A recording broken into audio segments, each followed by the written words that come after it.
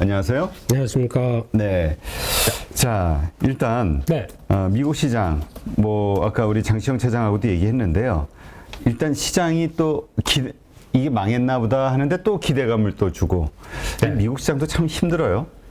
살아나는 복원력은 상당히 미국 시장에서는 그렇죠. 예, 거의 불사신처럼 올라오는 상황들은 있는데, 근데 그 반대로 보게 되면은 어느덧 여기까지 올라온 상황들도 꽤 있다고 봐야 될 것 같습니다. 지금 어째 보면서 느끼는 거는 다우지수 같은 경우 보게 되면요, 벌써 여기입니다.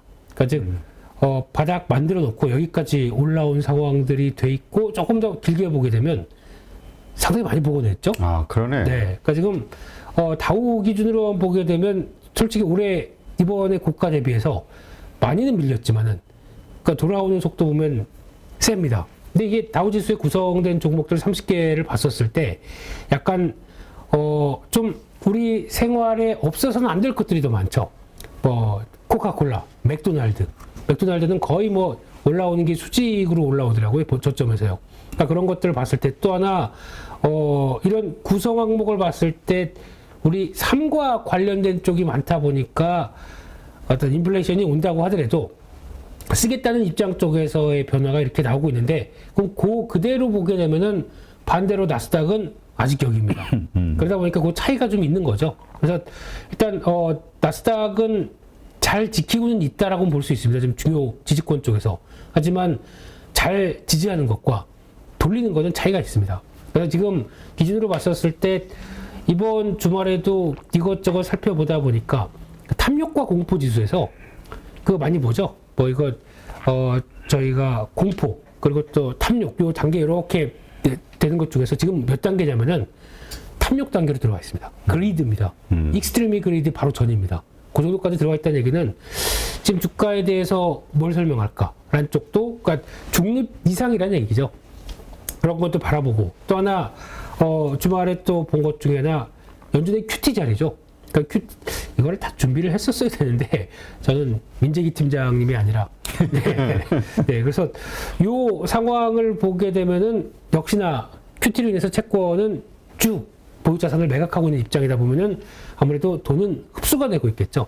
이런 몇 가지 상황을 봤었을 때 지금 시점에서 우리가 다 알고 있는 재료, 그리고 여기다가 지금 실적도 거의 발표되는 마당에 이거 어느 정도 다 소화하고 레벨업 할 거야 라고 보기에는 이런 전반적인 상황들이 그렇게 썩 좋지는 않은 게 현실인 것 같다라는 생각도 들고 있고요. 그래서 아마 이번에도 이번 주는 거의 기승전 FOMC죠. 그렇죠. FOMC만 FOMC. 볼 걸로 보여지는데, 거기서 나오는 거는 물론 이제 피벗에 대한 기대감 상당히 큽니다.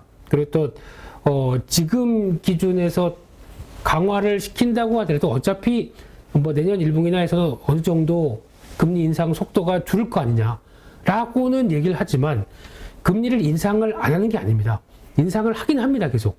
이거에 대한 부담감이 75씩 하다가 50, 25 하게 되면 이제 좀 그만할 것 같아 라고 하는 생각으로 봐야 될까요? 아니면 여전히 금리를 인상한다고 봐야 될까요? 그러니까 뉘앙스는 차이가 있거든요. 그래서 아마 금리 인상에 대한 피벗은 그냥 저희가 막연히 생각하는 강도가 줄어드는 거에 따른 위안 정도로 봐야 될 것 같지만, 금리는 여전히 이번에도 PC 지표 발표됐는데 5.2를 예상하는데 5.1 나왔다고 좋아하고 있습니다. 이게 조삼모사도 아니고. 그래서 이 현상을 봤을 때는 여전히 높은 물가 쪽에서 연준이 어떻게 나올 것인가 답은 정해져 있습니다. 근데 저희가 너무 약간 앞서갈 수도 있다. 이거는 경계해야 될 것 같습니다. 근데 네. 이렇게 보는 분들도 있어요. 그래, 이번 어쨌든 저쨌든 우리가 거의 힘들어하고 하면서 어쨌든 거의 끝부분에 오지 않았냐. 그렇죠. 이제 앞으로 올려봐야 몇 번을 더 올릴 것이고. 그렇죠. 그러니까 그래, 마지막에 그 동트기 전에 가장 어둡다고 지금의 이 구간 더 이런저런 얘기가 나오겠지만 결국은 이 구간만 잘 참으면 몇 개월만 잘 보내면 결국은 이제 그 다음부터 또 다른 흐름이 나오지 않겠냐. 그렇습니다. 그리고 또 하나 중요하게 봐야 될 게, 주식은 약 한 6개월 정도 선행합니다. 그러니까 지금 벌어지고 있는 사실에 대해서 주식시장이 저희가 보통 그렇죠. 아주 세상의 어떤 슈퍼컴퓨터보다도 심리적인 부분들을 생각하게 되면 시장, 그러니까 벌어지는 현상을 그대로 반영을 하는 게 아니라 앞으로 벌어질 것까지 이제 예측을 하면서 먼저 움직이는 얘기 많이 하죠. 그러다 보니까 나오고 이게 지금 같은 상황 쪽에서 이런 뭐 금리 계속 올리고 거기다가 이제 침체 가능성까지도 다 반영하면서 지금 주가가 지금 여기서 움직이는 거 아니냐. 근데 그러면 이 상황 쪽에서 이제 6개월 뒤를 먼저 선행 반영한다. 그러면은 어느 정도 더 바닥을 확인하고 그 다음에 움직일 수 있는 자리가 되지 않느냐라고 하는 중요한 명제들 많이 얘기합니다. 근데 중요한 거는 제가 보기에는 6개월 사이에 앞으로 뒤에 흐름들까지 반영하는데 그 6개월 사이에, 그러니까 6개월 전에 나오는 이 현상이 지금은 경기를 어떻게 반영하느냐가 아직 시장에서 미치는 여파가 좀 덜했다고 봐요. 그러니까 쉽게 말씀드리면 경기가 어떤 식으로 그러니까 지금보다 제가 예상한 수준보다 더 안 좋게 변해서 기업들이 더 안 좋은 실적을 보여준다라고 하는 부분들은 아직 반영이 안 돼 있습니다. 그러니까 거기에 어떻게 앞으로 시장에서 미칠 것이냐라는 부분들이 중요할 것 같고요. 게다가 또 하나 보게 되면 지금 국내 한때 그랬었죠. 한국 증시가 PER 기준으로 저평가다 막 그러면서 뭐 지금 기준 8배, 뭐 9배 뭐 이런 식으로까지 많이 얘기를 했었는데 지금 현재 한국 증시의 PER은 기업들이 실적이 꺾이다 보니까 10.8배입니다. 그러니까 저희가 가만히 있어도 주가는 그러면 주가가 많이 빠졌으니까 올라와야지라고 얘기를 할 수는 있어도 그만큼 실적이 안 나오다 보니까 이게 주가 레벨 수준이 다운된 거예요. 그러니까 지금 PER 10배 이거 누가 비싸다고 얘기할 수 있나요? 누가 싸다라고 얘기할 수 있나요? 그렇게 되면은 기업 실적이 꺾어 내려가서 나온 부분들도 물론 있다라는 쪽도 봐야 될 것 같고 그러면 앞으로 경기가 이제 침체되는 강도가 제일 중요하겠죠. 그러니까 만약에 생각보다 침체 강도가 좀 세졌다. 그러면 실적이 더 안 나온다. 그러면은 만약에 2000선 가도 그게 PR이 10배가 될 수 있습니다. 그렇게 될 수 있다는 것도 감안을 해야 되는데 제가 지금 무조건 싸다가 아닙니다. 그런 거는 한번 생각을 해보시되 그러니까 시장은 지금 뭐 거의 다 알고는 있습니다. 아마 이제 거의 피벗이나 금리 인상은 더 이상 없을 것, 더 이제 고점에서 정체가 될 것이라고 본다고 하더라도 그 다음 여파들이죠. 금리가 몰고 왔던 다음 여파가 어떤 식으로 갈지는 아직 시장도 잘 모를 것 같아요. 네. 네. 알겠습니다. 네. 하여튼 그러한 전체적인 시장에 대한 생각을 가지고 네. 오늘 한국 시장을 좀 바라볼까요? 네, 그래서 국내 시장은 일단 주말 사이에 너무 우울해가지고. 근데 네. 그렇죠. 그렇죠. 네, 이 또 너무- 국가적인 재난이죠, 이건.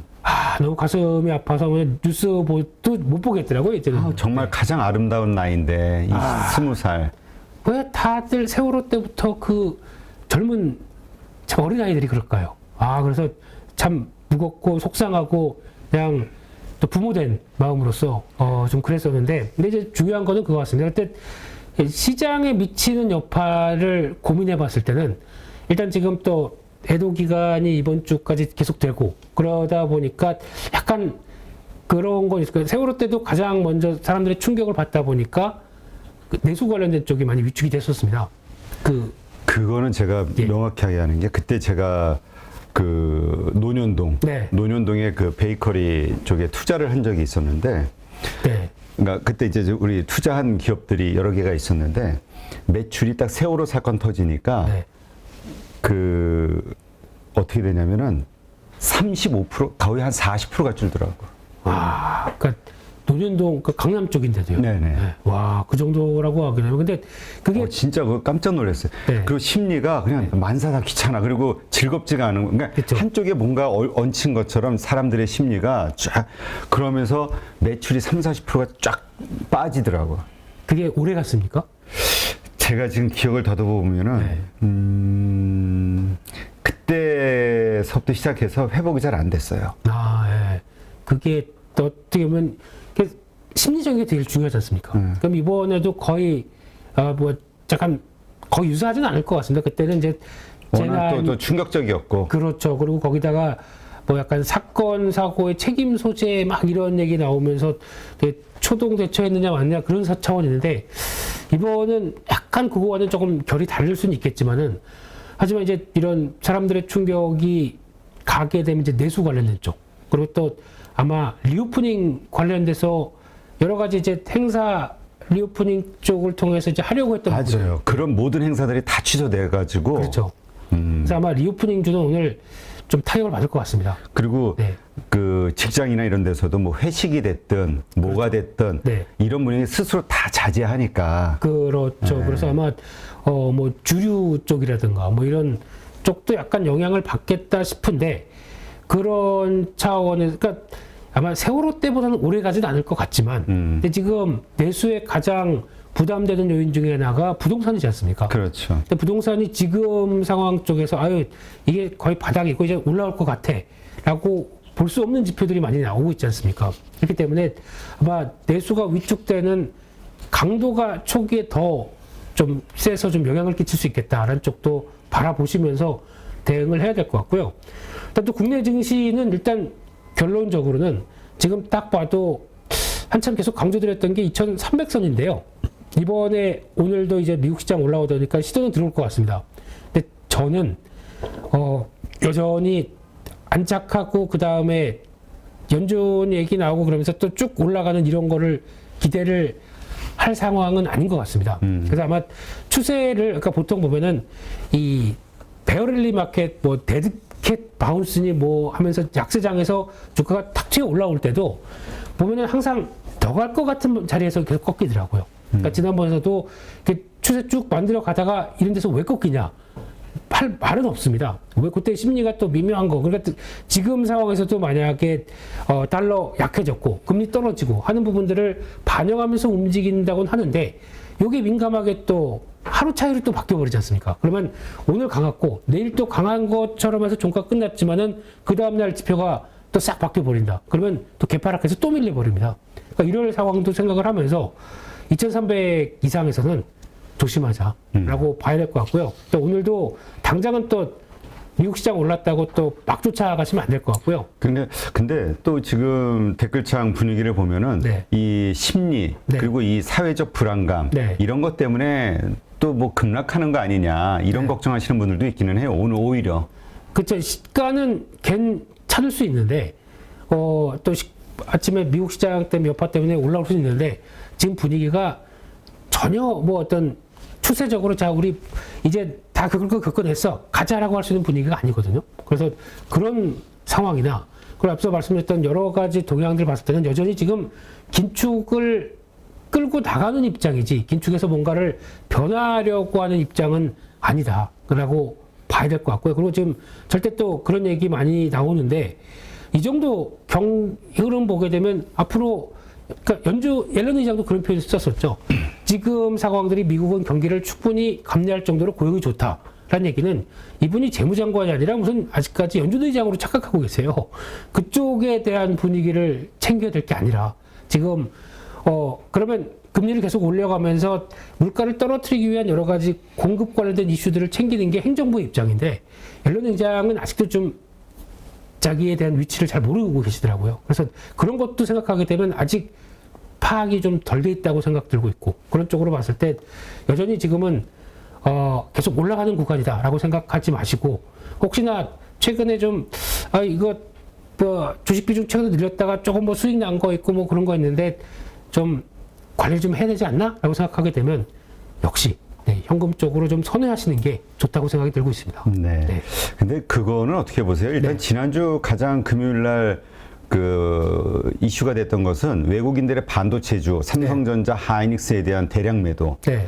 그거는 결국 치킨 게임에 대한 불안감. 네. 이게 환경이 바뀌었다라고 그렇죠. 딱 분위기가 나오는데 네.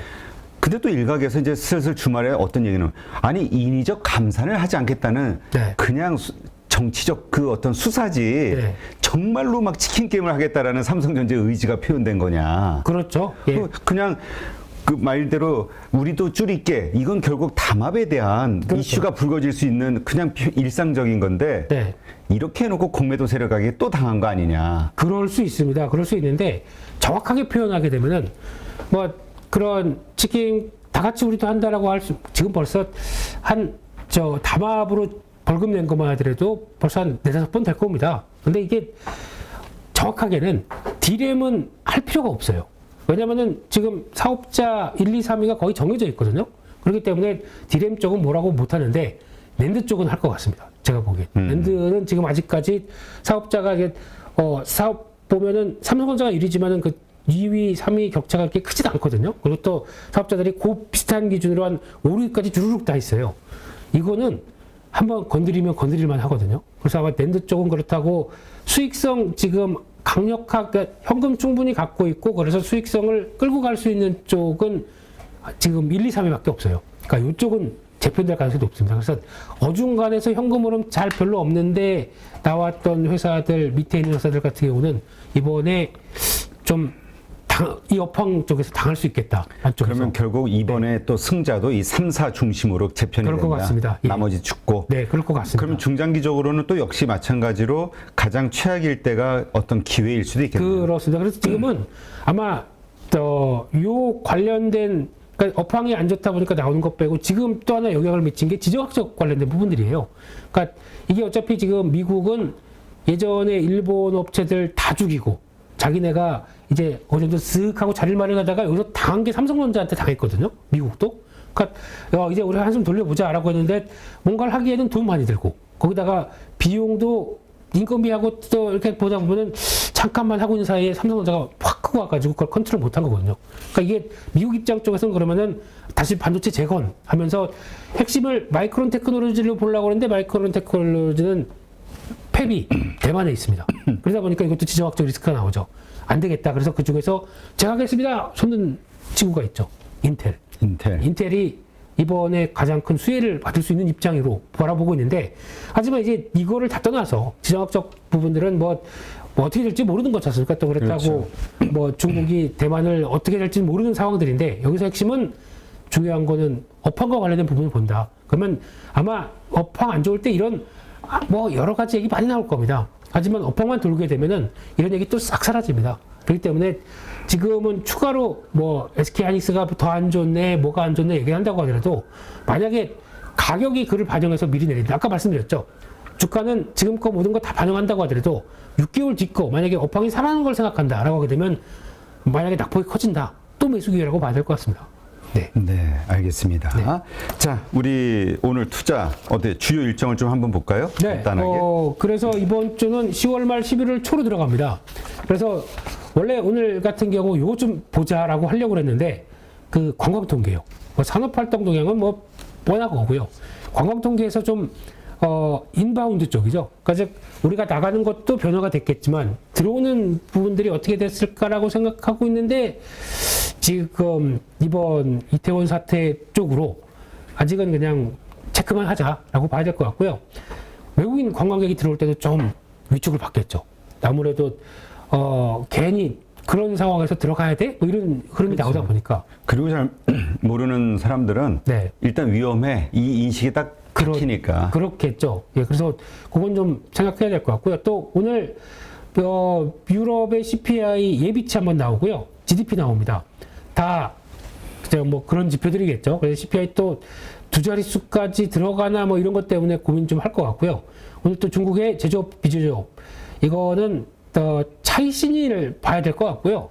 이거는 뭐 중국 공개하는 건 뭐 그냥 그렇겠죠. 네, 그래서 중국 지표는 여전히 부진한데 내년 3월 가서 양호해서 어떻게 끌어낼 것이냐 이게 핵심인 것 같고요. 오늘 또 확인해야 될 거는 다른 것 중에서 방산주 쪽의 실적이 이제 발표되기 시작하는데 이거 어떻게 나오느냐? 또 화장품 쪽 LG생활건강 보게 되면 와, 좀 낙폭이 크더라고요. 네, 이런 쪽에서 화장품 쪽 앞으로 대응을 많이 좀 챙겨봐야 할 것 같고요. 또 11월 1일은 미국의 또 제조업 지표 나옵니다. 네, 역시나 지난번 여름 때부터 좀 쭉 밀렸던 거 어떤 변화가 나오는지 봐야 될 것 같고요. 또 넷플릭스 광고용 저가 서비스 우리나라는 아마 금요일부터 출시가 될 것 같습니다. 그래서 이게 서비스가 출시돼서 초기 반응들, 초기에 광고 보고도 보겠다라는 부분, 이 시청자, 예, 구독자들이 많아지면은 그것도 좋겠죠. 하지만 약점이 하나가 있는 게 기존의 고객들이 안 해 하고 광고역으로 전환된다. 이거는 넷플릭스한테 좋은 게 아닐 것 같아요. 그렇죠. 네. 그만큼 그 수익이 줄고, 네. 그러니까 하여튼 그러니까 쌤 어떻게 이게 조정이 되느냐 결과가 나와야겠네요. 그래서 거기에 주는 반면에 그러면 광고를 받는 요 플러스 알파 금액들과 비교를 해봐야 되다 보니까 이게 11월 달에 나오고 이제 다음 실적 발표에서 요 내용들이 만약에 성공적이었다라고 하게 되면 다른 쪽도 다 따라할 겁니다. 그러면 OTT와 광고 서비스와 연결되는 시장이 또 저희가 모르는 쪽으로 하나 커지게 되거든요. 그렇죠. 거기서 또 어떤 기회를 찾을지도 봐야 될 것 같고요. 또 한국의 실적 쪽에서 요거는 봐야 될 것 같습니다. FNF. 그래도 그나마 남은 지금 의류업체 쪽에 성공한 업체로 알고 있는데 거기서 변화도 실적 그래도 확장인지 체크해야 될 것 같고요. 카카오페이 실적 발표입니다. 그냥 넘어가겠습니다. 네. 그리고 또 미국의 실적 발표 쪽에서 AMD 반도체 쪽의 변화인데 너무 그게 또 기대감이 높진 않은 것 같고요. 요즘 제약바이오 미국 쪽에서도 상당히 좋습니다. S&P 500 기준으로 헬스케어는 거의 다 회복했습니다. 정구점대입니다. 그래서 거기서 관련된 화이자 이런 것도 봐야 될 것 같고요. 또나 11월 2일 같은 경우는 QRT라는 회사 반도체 신뢰성 분석 업체인데 기업 내용은 괜찮습니다. 근데 주가는 아주 싸지는 않습니다. 그래서 신규 상장되는 거 그냥 좀 체크해야 될 것 같고요. 한국도 CPI 결과가 발표되는데 지금 한국은행에서 바라보는 거는 거의 10월 달이 정점이라고 얘기를 한번 했었거든요. 그러면 그를 보여주는 데이터들이 확인되는지가 또 중요한데, 근데 한국은 뭐 물가 수준이 정점이라고 그렇다고 금리를 만약에 미국이 막 쫓아 올라갔는데 한국도 1%포인트 차이가 나게 되면 그거는 좀 부담스러울 것 같습니다. 그러니까 같이 올리긴 올리겠죠. 어떻게 됐든 간에. 그러니까 기축 통화의 입장이 아니다 보니까 이건 좀 아쉽다고 봐야 될 것 같고요. 이날은 또 기승전 FOMC 회의죠. 여기에 나오면서 3일날 저희가 또 발표가 될 겁니다. 그러니까 주 중반까지는 약간 조용히 보다가 그걸 가지고 어떤 식으로 보겠느냐. 이게 가장 큰 변화인데 잘 됐으면 하는 바람으로 넘어가겠습니다. 근데 연준이 할 수 있는 건 아직까지는 똑같다. 그리고 또 약간 그러니까 정치적인 입장 쪽으로도 뭐 얘기를 하면서 좀 어떻게 보면 기대죠. 이게 팩트일지 저희 기대감이 반영돼서 뭔가를 좀 바람일지는 아직 모르겠습니다. 근데 여전히 연준은 지금까지 내용으로 보게 되면 그냥 가겠다는 입장으로 봐야 될 것 같습니다. 그래야 저희가 덜 다칠 것 같습니다. 네. 이런 입장이고요. 그리고 또 카카오 그룹주들도 실적 발표하는데 아니 카카오 쪽은 페이, 뭐 게임즈, 뱅크, 카카오 뭐 이렇게 쭉 하고 하죠. 그냥 한 날에 다 하면 되는데 뭐가 이쁘다고. 네, 그런 입장이고요. 3일 목요일 날은 미국에 관련된 지표들 나오면서 또 서비스업 지표 나오는데 그나마 서비스업으로 버티고 있다라고 볼 수 있는 상황들이고요. 그 밖에 또 하이브 실적 발표 또 체크 봐야 될 것 같고 또 BTS 군대 일정들 뭐 또 많이 이제 그런 거 궁금해 할 것 같습니다. 그래서 이제 자연스럽게 교체가 되는 라인업에 대해서 많이 볼 것 같고요.